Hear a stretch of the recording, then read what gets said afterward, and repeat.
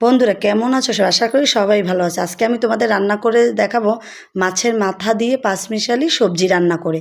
এর জন্য আমি এই দেখো মাছের মাথাগুলোকে ভালো করে পরিষ্কার করে ধুয়ে নিয়েছি এবং সবজিগুলো ভালো করে পরিষ্কার করে ধুয়ে নিয়েছি।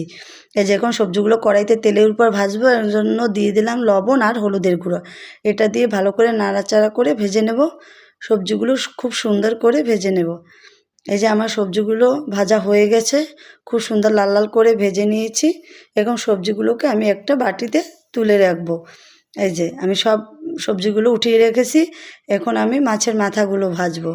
এই মাছের মাথা ভাজার জন্য দিয়ে দিলাম লবণ আর দিয়ে দেব হলুদের গুঁড়ো, দিয়ে ভালো করে মাথা মেখে নেব। এরপর গরম তেলের উপর সব মাথাগুলো দিয়ে ভাজবো। এই যে খুব সুন্দর লাল লাল করে আমি মাছের মাথাগুলো ভেজে নিয়েছি, এখন একটা বাটিতে তুলে নেব। এই যে আমার বাটিতে সব মাছের মাথাগুলো তুলে নিয়ে